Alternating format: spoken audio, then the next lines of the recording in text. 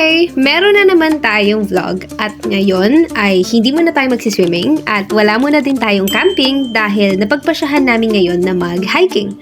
Una namin itong bundok na aakyatin kaya naman hindi naging madali itong challenging experience para sa amin.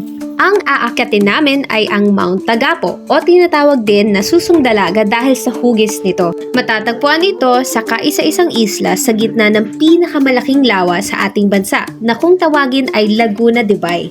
Tinatawag ang islang ito na Talim Island dahil sa balisong nitong hugis. Isa sa kilalang hiking spot ang bundok sa islang ito dahil sa nakakamanghang 360 view ng buong lawa at ang matatanaw ng mga iba't ibang bayan ng probinsya ng Rizal. Tulad na lang ng bayan ng Pililla kung saan kitang-kita ang mga naglalakihang windmills. Ang Mount Tagapo ay matatagpuan sa bayan ng Binangonan at dahil ito ay nasa isang isla, kinakailangan na sumakay sa isang pampasaherong bangka upang marating ang Barangay Hanosa upang mag-register at ma-meet ang tour guide. Nakarating kami sa Binangonan Port mga bandang 8 AM na ng umaga. Pero sa palagay ko, mas makakagaan sa pakiramdam siguro namin kung mas maaga namin nasimulan ang pag-akyat na nakaapekto din sa aming pagod. Sa mga Philippine mountaineers, ang Mount Tagapo ay may rating na 2/9 at trail class 1-2 na may taas na 438 meters above sea level. Mayroon itong mga katangian tulad ng kagubatan nitong hitik sa kawayan, mababatong bangin at madamo nitong burol. Sa madaling salita, ito ay itinuturing na minor climb. Ngunit para sa first timer tulad namin, malabong madadalian lang kami sa mapanubok nitong aakitin.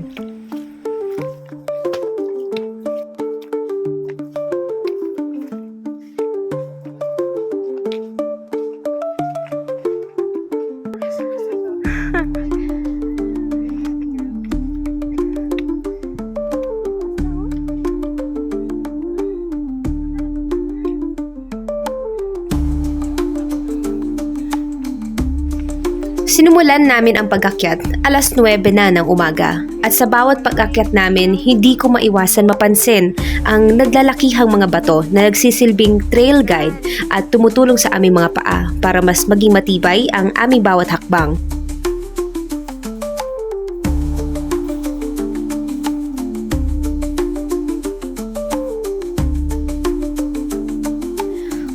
Ating babalikan ang mahabang istorya ng ating bansa bago pa man nakarating ang mga dayuhan at tumulay ang mga katutubong Pilipino, ang kalupaan na nakikita at natatapakan natin ay nakalubog sa karagatan. Kaya nga hindi nakakapagtaka na halos lahat ng ating mga kabundukan ay mayroong mga shells na nagpapatunay sa kasaysayan nito.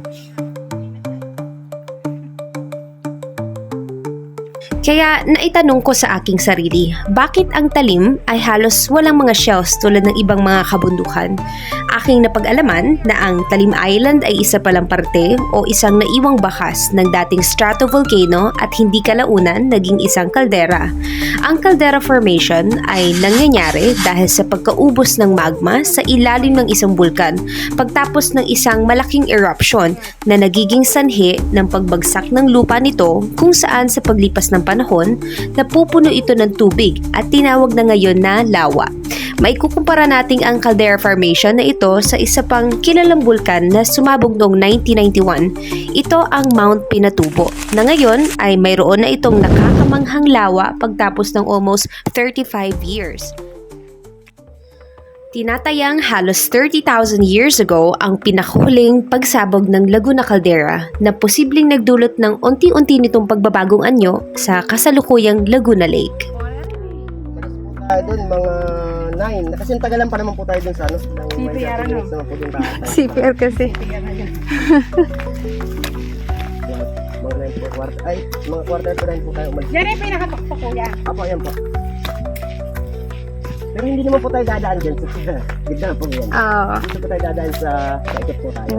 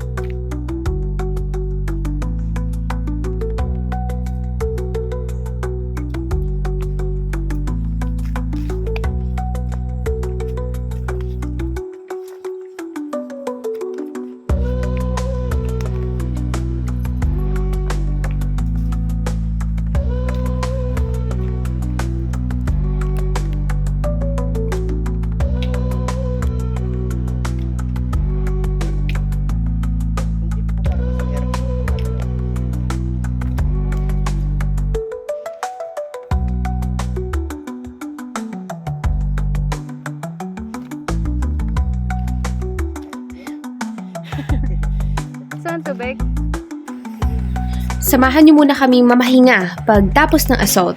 Inabot kami ng halos 4 na oras paakyat at 4 na oras din pababa.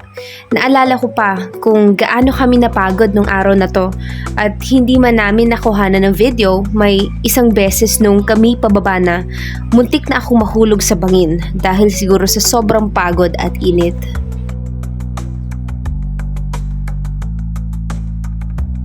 Di ba gabi yan? Ay, hindi ba gabi? Ay, hindi makakalaman.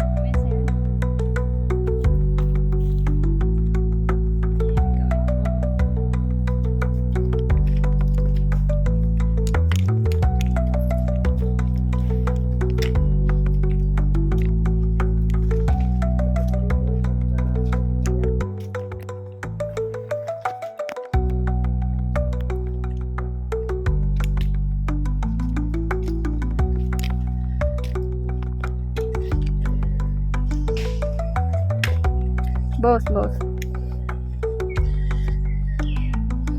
Good. Nagpahinga kami muli nung amin natapos ang isa pang assault. Nabanggit ng aming tour guide may ilan na hindi na tinutuloy ang pagkakyat.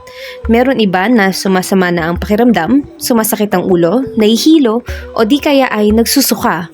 Buti na lamang at pinaghandaan din namin ang kinakailangan na stamina para dito dahil ikakasama ng loob ko na tumigil sa kalagitnaan at hindi man lang masulyapan ang tugatog naming ninanais. Natapat po sila talaga na maulan. Nung pag-akit po namin, parang ganito din po. Maganda po ang panahon. Bigla nag-ulan na lang. Pagkatapos po namin na kasi nag-bonfire pa po sila eh. Nag-bonfire po kami sa taas. Pero po nun, May isang parte sa kagubatan na kinakailangan mong akatin ang isang mataas na bato. Nahirapan akong ipwesto ang aking dalang mga hiking poles upang matulungan sana ako. Ngunit sa sobrang dulas ng bato, kinailangan naming matulungan ng aming guide at binitawan din namin ang aming mga dinadala. Hindi kakayanin to. Gapang yan. Hindi, hawak ka lang dito.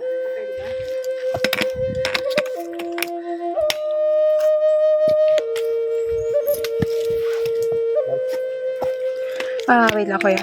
Wala ba? Wala talaga? Kaya nga, ito na. kumapit ka na kay kuya. Alalay lang po. Bato lang dyan kuya.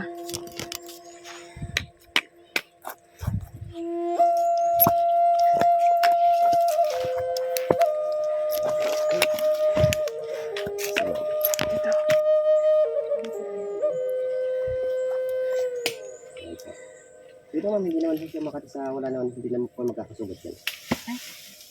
Ano po yung nangyari?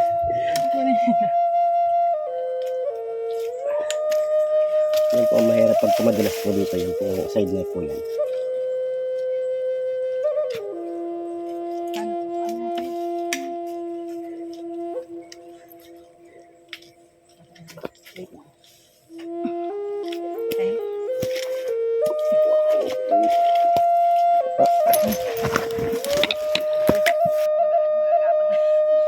Isa lang po magagamit niya yan pababa. Para pang ano na lang. Support na lang po.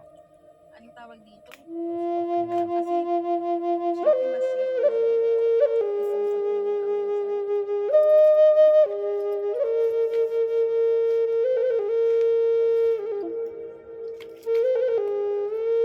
Manaya pa.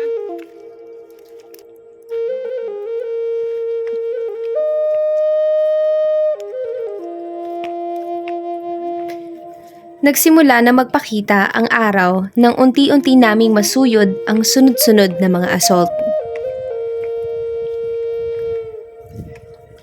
Nawala ang mga puno at agad na bumungad sa amin ang napaka-preskong hangin.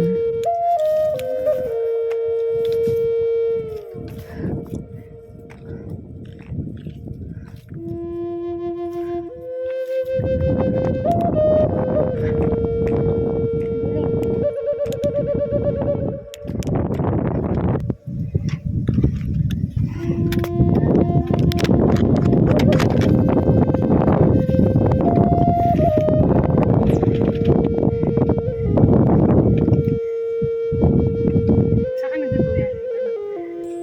Manila na yun. Tanaw na sa aming pinagpahingahan ang berdeng burol at ang mga damo nitong kung tawagin ay kogon habang sumasayaw ito sa malaalon na hangin.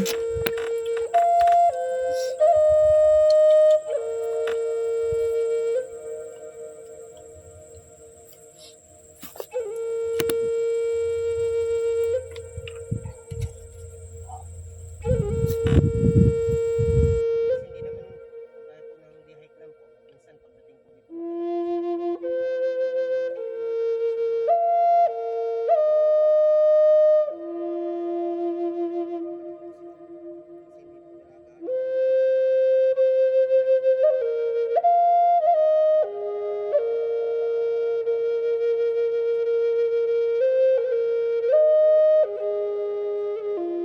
Pwede na. Nang matapos ang aming pahinga, nagpatuloy na kami sa aming pag-akyat. Halos 5 feet ang taas ng mga damo at napakatarik ng dadaanan bago marating ang tuktok nitong burol. Tubig nga yun nakakapagpaano. Naubos na yun. Okay, ang ganda. Minabuti ko nang magsuot ng balaklava para hindi humampas sa aking mukha ang mga napakatataas na damo. Parang may mga cutting sensation kasi ang mga damo kapag sumasabay ito sa napakalalakas na hampas ng hangin. Kung sa ano, madalas dito na po eh.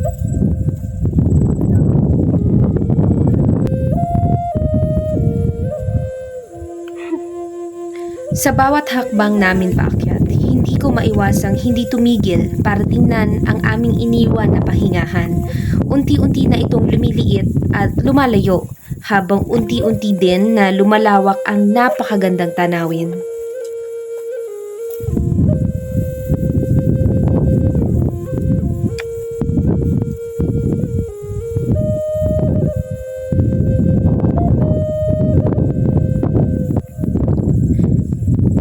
Makapigil hininga ang tanawin mula sa itaas at tunay na nakakamanghang pagmasdan ang mga iba't ibang lugar na nakapaligid sa lawa. Aakalain mo na para kang tumitingin sa isang karagatan dahil sa sobrang lawak at laki nito. Tanaw ang Mount Sembrano ng Halahala, mga bulubunduki ng Tanay, at pati na rin ang Mount Makiling ng Laguna.